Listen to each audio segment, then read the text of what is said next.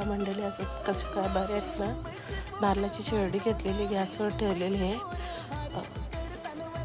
दीदी कशी बघते बघा, अक्षराला कशी बांधलेली आहे ती बघा. नारळाची शेरडी आपण पूर्ण हे करून घेतलेली आहे, वाटी जाळ करून घेतलेला आहे आणि अक्षरा पण तयारी करून आलेली आहे छानपैकी.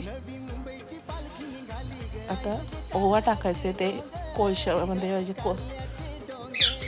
छान असं ओवा टाकून घ्यायचं. तिला तोंड जवळ घेऊन